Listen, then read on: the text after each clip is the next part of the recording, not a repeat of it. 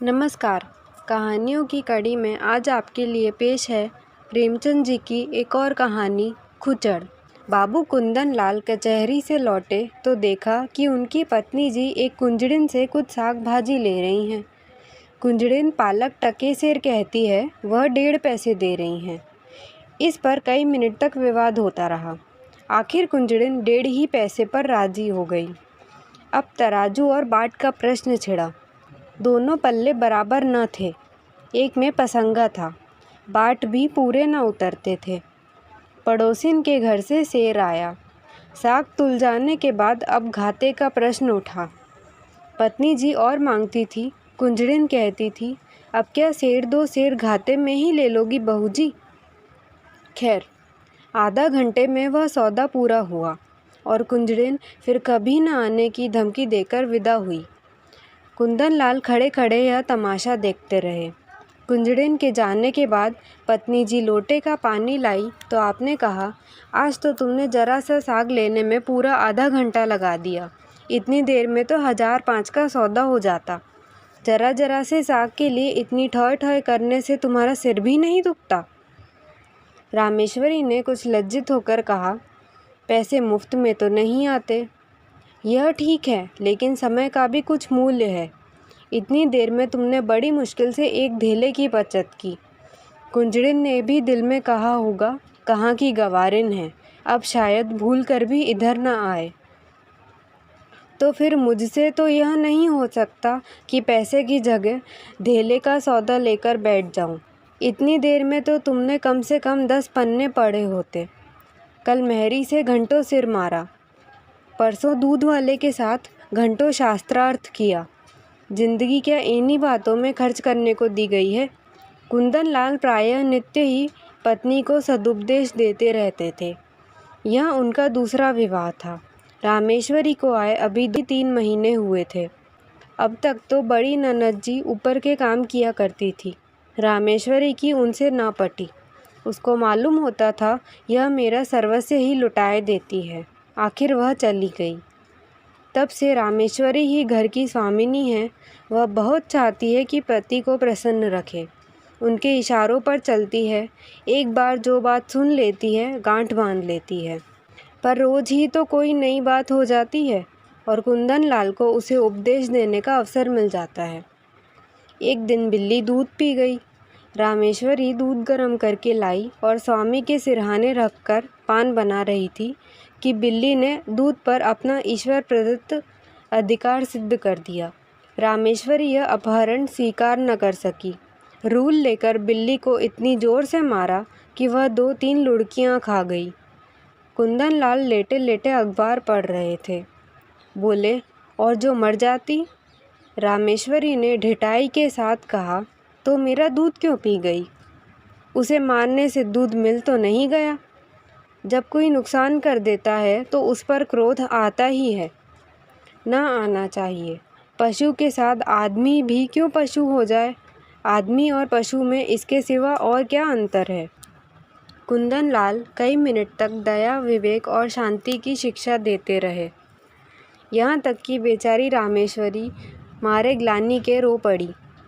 इसी भांति एक दिन रामेश्वरी ने एक भिक्षुक को दुत्कार दिया तो बाबू साहब ने फिर उपदेश देना शुरू किया। बोले, तुमसे उठा ना जाता हो तो लाओ मैं दे आऊँ। गरीब को यूँ ना दुत्कारना चाहिए। रामेश्वरी ने त्योरियां चढ़ाते हुए कहा, दिन भर तो तांता लगा रहता है, कोई कहाँ तक दौड़े। सारा देश भिखमंगों से ही भर गया है शायद। कुंदन लाल ने उपेक्षा के भाव से मुस्कुराकर कहा, उसी देश में तो तुम भी बसती हो। इतने भिखमंगे आ कहाँ से जाते हैं? ये सब काम क्यों नहीं करते? कोई आदमी इतना नीच नहीं होता जो काम मिलने पर भीख मांगे। हाँ, अपंग हो तो दूसरी बात है।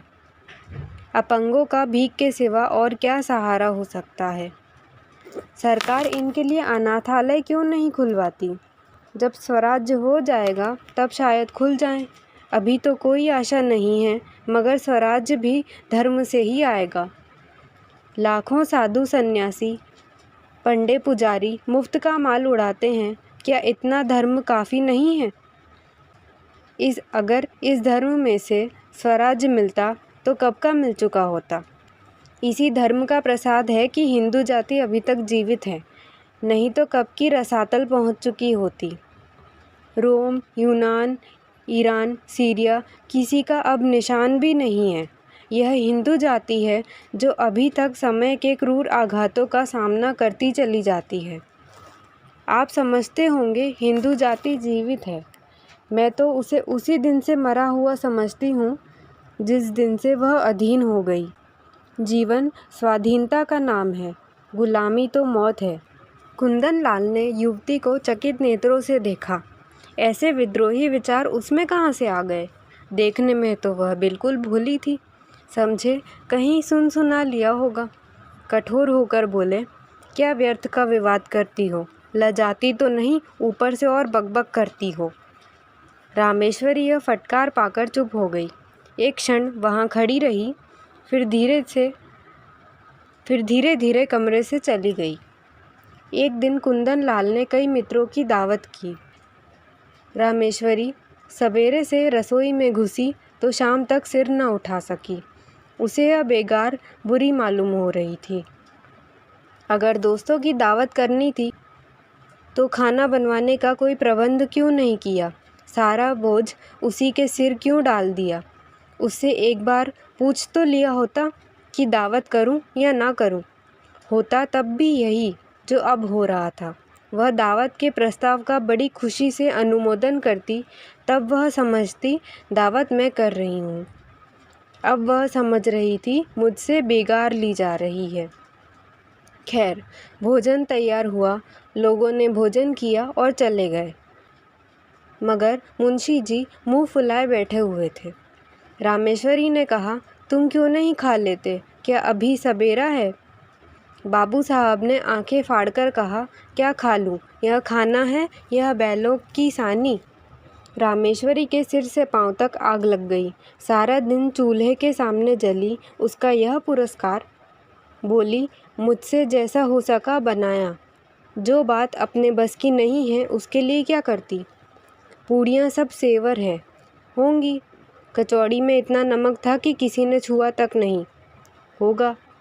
हलवा अच्छी तरह भुना नहीं, कचाइयाँ आ रही थी, आती होंगी। शोरबा इतना पतला था जैसे चाय होगा। स्त्री का पहला धर्म यह है कि वह रसोई के काम में चतुर हो। फिर उपदेशों का तार बंधा, यहाँ तक कि रामेश्वरी उबकर चली गई। 5-6 महीने गुजर गए। एक दिन कुंदन लाल के एक दूर के संबंधी उनसे मिलने आए। रामेश्वरी को जो ही उनकी खबर मिली, जलपान के लिए मिठाई भेजी और मेहरी से कहला भेजा, आज यहीं भोजन कीजिएगा। वह महाशय फूले न समाये, बोरिया बंधना लेकर पहुंच गए और डेरा डाल दिया। 1 हफ्ता गुजर गया, आप टलने का नाम भी नहीं लेते। आव भगत में कोई कमी होती तो शायद उन्हें कुछ चिंता होती, पर रामेश्वरी उनके सेवा सत्कार में जी जान से लगी हुई थी। फिर वह भला क्यों हटने लगे? एक दिन कुंदन लाल ने कहा, तुमने यह बुरा रोग पाला। रामेश्वरी ने चौंक कर पूछा, कैसा रोग? इन्हें टहला क्यों नहीं देती? मेरा क्या बिगाड़ रहे हैं? कम से कम 10 की रोज़ चपत दे रहे हैं। कम से कम 10 की रोज़ चपत दे रहे हैं, और अगर यही खातिरदारी रही तो शायद जीते जी टलेंगे भी नहीं। मुझसे तो यह नहीं हो सकता कि कोई 2-4 दिन के लिए आ जाए तो उसके सिर हो जाऊं। जब तक उनकी इच्छा हो रहें। ऐसे मुफ्त खोरों का सत्कार करना पाप है। अगर तुमने इतना सिर ना चढ़ाया होता तो अब तक लंबा हुआ होता। जब दिन में 3 बार भोजन और 50 बार पान मिलता है तो उसे कुत्ते ने काटा है जो अपने घर जाए। रोटी का चोर बनना तो अच्छा नहीं। कुपात्र और सुपात्र का विचार तो कर लेना चाहिए। ऐसे आलसियों को खिलाना पिलाना वास्तव में उन्हें जहर देना है। जहर से तो केवल प्राण निकल जाते हैं। यह खातिरदारी तो आत्मा का सर्वनाश कर देती है। अगर यह हजरत महीने भर भी यहाँ रह गए तो फिर जिंदगी भर के लिए बेकार हो जाएंगे। फिर इनसे कुछ ना होगा और इसका सारा दोष तुम्हारे सिर होगा। तर्क का तांता बंध गया। प्रमाणों की झड़ी लग गई। रामेश्वरी खिसियाकर चली गई। कुंदन लाल उससे कभी संतुष्ट भी हो सकते हैं, उनके उपदेशों की वर्षा कभी बंद भी हो सकती है, यह प्रश्न उसके मन में बार बार उठने लगा। एक दिन देहात से भैंस का ताज़ा घी आया। इधर महीनों से बाजार का घी खाते खाते नाक में दम हो रहा था। रामेश्वरी ने उसे खौलाया, उसमें लौंग डाली और कढ़ाई से निकालकर एक मटकी में रख दिया। उसकी सोंधी सोंधी सुगंध से सारा घर महक रहा था। मेहरी चौका बर्तन करने आई तो उसने चाहा कि मटकी चौके से उठाकर छींके या आले पर रख दे, पर संयोग की बात, उसने मटकी उठाई तो वह उसके हाथ से छूटकर गिर पड़ी। सारा घी बह गया। धमाका सुनकर रामेश्वरी दौड़ी तो मेहरी खड़ी रो रही थी और मटकी चूर चूर हो गई थी। तड़पकर बोली, मटकी कैसे टूट गई? मैं तेरी तलब से काट लूँगी। राम राम, सारा घी मिट्टी में मिला दिया। तेरी आंखें फूट गई थी क्या? यह हाथों में दम नहीं था। इतनी दूर से मंगाया, इतनी मेहनत से गर्म किया, मगर एक बूंद भी गले के नीचे ना गया। अब खड़ी बिसूर क्या रही है? जा अपना काम कर। मेहरी ने आंसू पोंछकर कहा, बहू जी, अब तो चूक हो गई। चाहे तलब काटो, चाहे जान मारो। मैंने तो सोचा उठाकर आले पर रख दूं, तो चौका लगाऊं। क्या जानती थी कि भाग्य में यह लिखा है। ना जाने किसका मुंह देखकर उठी थी। रामेश्वरी, मैं कुछ नहीं जानती। सब रुपए तेरी तलब से वसूल कर लूँगी। 1 रुपया जुर्माना ना किया तो कहना। मेहरी, मर जाऊंगी सरकार, कहीं 1 पैसे का ठिकाना नहीं है। रामेश्वरी, मर जा या जी जा, मैं कुछ नहीं जानती। मेहरी ने 1 मिनट तक कुछ सोचा और बोली, अच्छा काट लीजिएगा सरकार, आपसे सब्र नहीं होता, मैं सब्र कर लूँगी। यही ना होगा, भूखों मर जाऊंगी। जीकर ही कौन सा सुख भोग रही हूँ कि मरने को डरूं। समझ लूँगी 1 महीना कोई काम नहीं किया। आदमी से बड़ा बड़ा नुकसान हो जाता है, यह तो घी ही था। रामेश्वरी को एक ही क्षण में मेहरी पर दया आ गई। बोली, तू भूखों मर जाएगी तो मेरा काम कौन करेगा? मेहरी, काम कराना होगा खिलाइएगा, ना काम कराना होगा भूखों मारिएगा। आज से आकर आप ही के द्वार पर सोया करूँगी। रामेश्वरी, सच कहती हूँ, आज तूने बड़ा नुकसान कर डाला। मेहरी, मैं तो आप ही पछता रही हूँ सरकार। रामेश्वरी, जा गोबर से चौका लीप दे, मटकी के टुकड़े दूर फेंक दे और बाजार से घी लेती आ। मेहरी ने खुश होकर चौका गोबर से लीपा और मटकी के टुकड़े बटोर रही थी कि कुंदन लाल आ गए और हांडी टूटी देखकर बोले, यह हांडी कैसे टूट गई? रामेश्वरी ने कहा, मेहरी उठाकर ऊपर रख रही थी, उसके हाथ से छूट पड़ी। कुंदन लाल ने चिल्लाकर कहा, तो सब घी बह गया? और क्या कुछ बच भी रहा? तुमने मेहरी से कुछ कहा नहीं? क्या कहती? उसने जानबूझकर तो गिरा नहीं दिया। यह नुकसान कौन उठाएगा? हम उठाएंगे, और कौन उठाएगा? हम उठाएंगे, और कौन उठाएगा? अगर मेरे ही हाथ से छूट पड़ती तो क्या हाथ काट लेती? कुंदन लाल ने होठ चबाकर कहा, तुम्हारी कोई बात मेरी समझ में नहीं आती। जिसने नुकसान किया है उससे वसूल होना चाहिए, यही ईश्वरीय नियम है। आँख की जगह आँख, प्राण के बदले प्राण, यह ईसा मसीह जैसे दयालु पुरुष का कथन है। अगर दंड का विधान संसार से उठ जाए तो यहाँ रहे कौन? सारी पृथ्वी रक्त से लाल हो जाए, हत्यारे दिन दहाड़े लोगों का गला काटने लगे। दंड ही से समाज की मर्यादा कायम है। जिस दिन दंड ना रहेगा, संसार ना रहेगा। मनु आदि स्मृतिकार बेवकूफ़ नहीं थे कि दंड न्याय को इतना महत्व दे गए, और किसी विचार से नहीं तो मर्यादा की रक्षा के लिए दंड अवश्य देना चाहिए। ये रुपए मेहरी को देने पड़ेंगे, उसकी मजदूरी काटनी पड़ेगी, नहीं तो आज उसने घी का घड़ा लुढ़का दिया है, कल कोई और नुकसान कर देगी। रामेश्वरी ने डरते डरते कहा, मैंने तो उसे क्षमा कर दिया है। कुंदन लाल ने आंखें निकालकर कहा, लेकिन मैं नहीं क्षमा कर सकता। मेहरी द्वार पर खड़ी यह विवाद सुन रही थी। जब उसने देखा कि कुंदन लाल का क्रोध बढ़ता जाता है और मेरे कारण रामेश्वरी को घुड़कियां सुननी पड़ रही है, तो वह सामने जाकर बोली, बाबूजी, अब तो कसूर हो गया। अब सब रुपए मेरी तलब से काट लीजिए। रुपए नहीं हैं, नहीं तो अभी लाकर आपके हाथ पर रख देती। रामेश्वरी ने उसे घुड़क कर कहा, जा भाग यहाँ से, तू क्या करने आई? बड़ी रुपए वाली बनी है। कुंदन लाल ने पत्नी की ओर कठोर नेत्रों से देखकर कहा, तुम क्यों उसकी वकालत कर रही हो? यह मोटी सी बात है और इसे एक बच्चा भी समझता है कि जो नुकसान करता है उसे उसका दंड भोगना पड़ता है। मैं क्यों 5 रुपए का नुकसान उठाऊं बेवजह? क्यों नहीं इसने मटके को संभाल कर पकड़ा? क्यों इतनी जल्दबाजी की? क्यों तुम्हें बुलाकर मदद नहीं ली?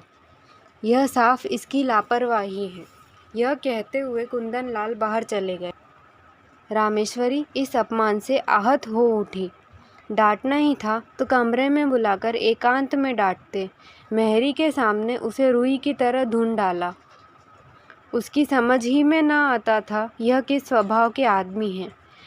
आज एक बात कहते हैं, कल उसी को काटते हैं जैसे कोई झक्की आदमी हो। कहाँ तो दया और उदारता के अवतार बनते थे, कहाँ आज 5 रुपए के लिए प्राण देने लगे।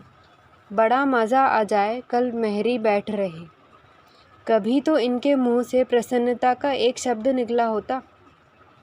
अब मुझे भी अपना स्वभाव बदलना पड़ेगा। यह सब मेरे सीधे होने का फल है। ज्यों-ज्यों मैं तरह देती हूँ, अब आप जामे से बाहर होते हैं। इसका इलाज यही है कि एक कहें तो 2 सुनाऊं। आखिर कब तक और कहाँ तक सहूं? कोई हद भी है। जब देखो डांट रहे हैं। जिसके मिजाज का कुछ पता ही न हो, उसे कौन खुश रख सकता है? उस दिन जरा सा बिल्ली को मार दिया तो आप दया का उपदेश करने लगे। आज वह दया कहाँ गई? उनको ठीक करने का उपाय यही है कि समझ लूं कोई कुत्ता भौंक रहा है। नहीं, ऐसा क्यों करूं? अपने मन से कोई काम ही ना करूं, जो यह कहें वही करूं। न जौ भर कम, न जौ भर ज़्यादा। अब जब इन्हें मेरा कोई काम पसंद नहीं आता तो मुझे क्या कुत्ते ने काटा है जो बरबस अपनी टांग अड़ाऊं? बस यही ठीक है। वह रात भर इसी उधेड़-बुन में पड़ी रही। सवेरे कुंदन लाल नदी स्नान करने गए। लौटे तो 9 बज गए थे। घर में जाकर देखा तो चौका बर्तन ना हुआ था। प्राण सूख गए। पूछा, क्या मेहरी नहीं आई? रामेश्वरी, नहीं। कुंदन, तो फिर? रामेश्वरी, जो आपकी आज्ञा। कुंदन, यह तो बड़ी मुश्किल है। रामेश्वरी, हाँ है तो। कुंदन, पड़ोस की मेहरी को क्यों ना बुला लिया? रामेश्वरी, किसकी हुक्म से बुलाती? अब हुक्म हुआ है, बुलाए लेती हूँ। कुंदन, अब बुलाओगी तो खाना कब बनेगा? 9 बज गए और इतना तो तुम्हें अपनी अकल से काम लेना चाहिए था कि मेहरी नहीं आई तो पड़ोस वाली को बुला लें। रामेश्वरी, अगर उस वक्त सरकार पूछते क्यों दूसरी मेहरी बुलाई तो क्या जवाब देती? अपनी अकल से काम लेना छोड़ दिया। अब तुम्हारी ही अकल से काम लूँगी। मैं यह नहीं चाहती कि कोई मुझे आंखें दिखाए। कुंदन, अच्छा तो इस वक्त क्या होगा? रामेश्वरी, जो हुजूर का हुक्म हो। कुंदन, तुम मुझे बनाती हो। रामेश्वरी, मेरी इतनी मजाल कि आपको बनाऊं? मैं तो हुजूर की लौंडी हूँ। जो कहिए वह करूं। कुंदन, मैं तो जाता हूँ। तुम्हारा जो जी चाहे करो। रामेश्वरी, जाइए, मेरा जी कुछ ना चाहेगा और ना कुछ करूँगी। कुंदन, आखिर तुम क्या खाओगी? रामेश्वरी, जो आप देंगे वही खा लूँगी। कुंदन, लाओ बाजार से पूड़ियाँ ला दूँ। रामेश्वरी रुपया निकाल लाई। कुंदन लाल पूड़ियाँ लाए। इस वक्त का काम चला। दफ्तर गए। लौटे तो देर हो गई थी। आते ही आते पूछा, मेहरी आई? रामेश्वरी, नहीं। कुंदन, मैंने तो कहा था पड़ोस वाली को बुला लेना। रामेश्वरी, बुलाया था, वह 5 रुपये मांगती है। कुंदन, तो 1 ही रुपये का फ़र्क था, क्यों नहीं रख लिया? रामेश्वरी, मुझे यह हुक्म ना मिला था। मुझसे जवाब तलब होता कि 1 रुपया ज़्यादा क्यों दे दिया, खर्च की किफ़ायत पर उपदेश दिया जाने लगता तो क्या करती? कुंदन, तुम बिल्कुल मूर्ख हो। रामेश्वरी, बिल्कुल। कुंदन, तो इस वक्त भी भोजन ना बनेगा? रामेश्वरी, मजबूरी है। कुंदन लाल सिर थामकर चारपाई पर बैठ गए। यह तो नई विपत्ति गले पड़ी। पूड़ियाँ उन्हें रुचती ना थी। जी में बहुत झुंझलाए। रामेश्वरी को 2-4 उल्टी सीधी सुनाई, लेकिन उसने मानो सुना ही नहीं। कुछ बस ना चला तो मेहरी की तलाश में निकले। जिसके यहाँ गए मालूम हुआ मेहरी काम करने चली गई। आखिर एक कहार मिला, उसे बुला लाए। कहार ने 2 आने लिए और बर्तन धोकर चलता बना। रामेश्वरी ने कहा, भोजन क्या बनेगा? कुंदन, रोटी तरकारी बना लो, या इसमें कुछ आपत्ति है? रामेश्वरी, तरकारी घर में नहीं है। कुंदन, दिन भर बैठी रही, तरकारी भी ना लेते बनी, अब इतनी रात गए तरकारी कहाँ मिलेगी? रामेश्वरी, मुझे तरकारी ले रखने का हुक्म ना मिला था, मैं पैसा धेला ज़्यादा दे देती तो? कुंदन लाल ने विवशता से दांत पीसकर कहा, आखिर तुम क्या चाहती हो? रामेश्वरी ने शांत भाव से जवाब दिया, कुछ नहीं, केवल अपमान नहीं चाहती। कुंदन, तुम्हारा अपमान कौन करता है? रामेश्वरी, आप करते हैं। कुंदन, तो मैं घर के मामले में कुछ ना बोलूं? रामेश्वरी, आप ना बोलेंगे तो कौन बोलेगा? मैं तो केवल हुक्म की ताबेदार हूँ। रात रोटी दाल पर कटी। दोनों आदमी लेटे। रामेश्वरी को तो तुरंत नींद आ गई। कुंदन लाल बड़ी देर तक करवटें बदलते रहे। अगर रामेश्वरी इस तरह सहयोग ना करेगी तो एक दिन भी काम ना चलेगा। आज ही बड़ी मुश्किल से भोजन मिला, इसकी समझ ही उल्टी है। मैं तो समझाता हूँ, यह समझती है डांट रहा हूँ। मुझसे बिना बोले रहा भी तो नहीं जाता, लेकिन अगर बोलने का यह नतीजा है तो फिर बोलना फिजूल है। नुकसान होगा बला से, यह तो ना होगा कि दफ्तर से आकर बाजार भागूं। मेहरी से रुपए वसूल करने की बात इसे बुरी लगी और थी भी भेजा। रुपए तो ना मिले, उल्टे मेहरी ने काम छोड़ दिया। रामेश्वरी को जगाकर बोले, कितना सोती हो तुम? रामेश्वरी, मजूरों को अच्छी नींद आती है।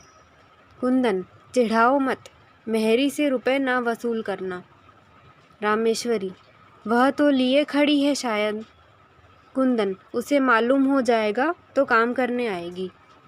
रामेश्वरी, अच्छी बात है, कहला भेजूंगी। कुंदन, आज से मैं कान पकड़ता हूँ, तुम्हारे बीच में ना बोलूँगा। रामेश्वरी, और जो मैं घर लुटा दूँ तो? कुंदन, लुटा दो चाहे मिटा दो, मगर रूठो मत। अगर तुम किसी बात में मेरी सलाह पूछोगी तो दे दूँगा, वरना मुँह ना खोलूँगा। रामेश्वरी, मैं अपमान नहीं सह सकती। कुंदन, इस भूल को क्षमा करो। रामेश्वरी, सच्चे दिल से कहते हो ना? कुंदन, सच्चे दिल से। आपको यह कहानी कैसी लगी हमें कमेंट करके ज़रूर बताइए।